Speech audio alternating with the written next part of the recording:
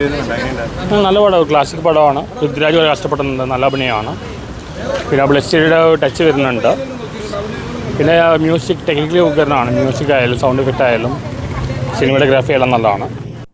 നമ്മുടെ ആറാട്ടൻ വരെ വന്നിട്ട് പോസിറ്റീവ് റിവ്യൂ ആണ് ആടുജീവിതം സിനിമയ്ക്ക് പറഞ്ഞത്.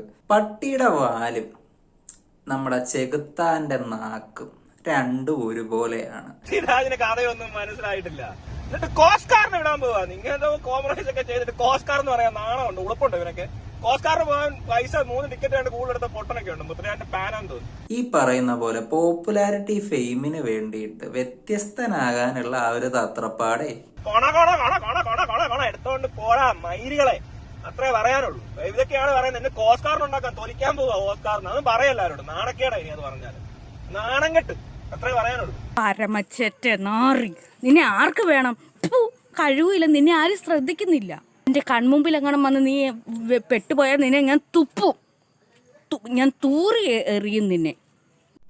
ആ ഒരു സിനിമ കണ്ട 99% ആളുകളും ഈ ചെകുത്താനെ പോലെയുള്ള 1% മാറ്റി നിർത്തി കഴിഞ്ഞിട്ടുണ്ടെങ്കിൽ അത്രയും അധികം ആളുകളും പറയുന്നത് അത് ഓസ്കാർ നോമിനേഷൻ അർഹിക്കുന്ന, അല്ലെങ്കിൽ പൃഥ്വിരാജ് സുകുമാരൻ എന്ന ആ ഒരു നടന് നാഷണൽ അവാർഡിനെ അർഹനാക്കുന്ന അത്രയും ക്വാളിറ്റി ആ ഒരു സിനിമയ്ക്ക് ഉണ്ട് എന്ന് തന്നെയാണ്.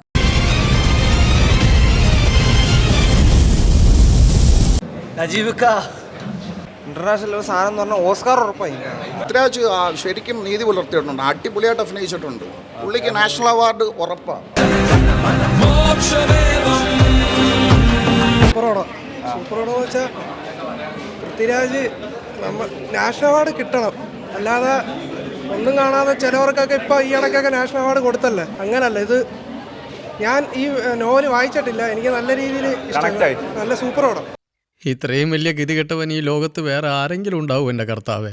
ഒരു സിനിമയെ പോസ്റ്റ്മോർട്ടം ചെയ്ത് റിവ്യൂ പറയുന്ന ആളാണ് നമ്മുടെ അശ്വിൻ കോക്ക്. ആ ഒരു സിനിമയ്ക്ക് കൊടുക്കേണ്ട സകല ബഹുമാനവും നൽകിക്കൊണ്ടാണ് പുള്ളിക്കാരൻ തന്നെ റിവ്യൂ പറഞ്ഞിട്ടുള്ളത്.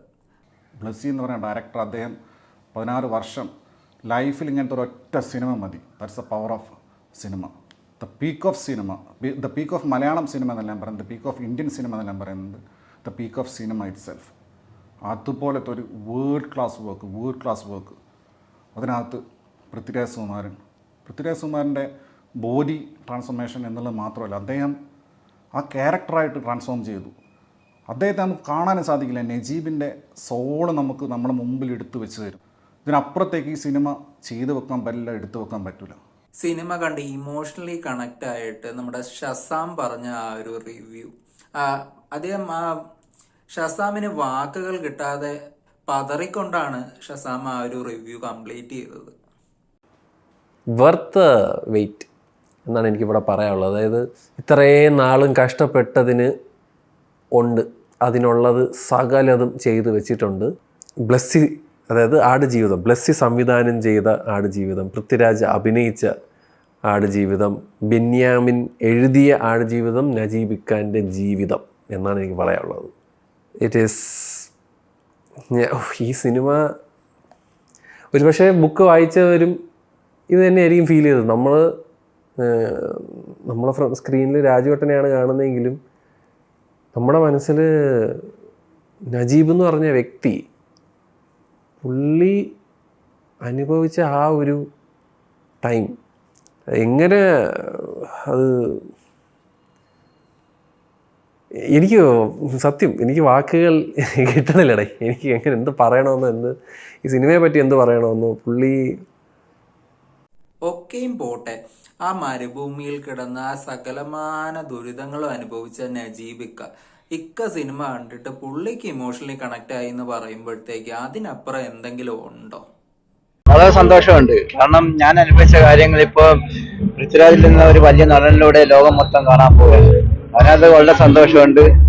നിങ്ങളും എല്ലാവരും ഈ പടം പോയി കാണണമെന്ന് മാത്രമേ എനിക്ക് പറയാനുള്ളൂ. സിനിമ ഇഷ്ടപ്പെട്ടില്ലെങ്കിൽ ഇഷ്ടപ്പെട്ടില്ല എന്ന് പറഞ്ഞോളൂ, അതൊരു തെറ്റല്ല. പക്ഷെ ആ ഒരു സിനിമയ്ക്ക് കൊടുക്കേണ്ട യാതൊരുവിധ ബഹുമാനവും കൊടുക്കാതെ ആ ഒരു വ്യക്തി മരുഭൂമി കിടന്ന് കഷ്ടപ്പെട്ട ആ ഒരു കഷ്ടപ്പാടിനോട് മാക്സിമം നീതി പുലർത്തി തന്നെയാണ് പൃഥ്വിരാജ് അദ്ദേഹം ആ ഒരു സിനിമയിൽ അഭിനയിച്ചിരിക്കുന്നത്.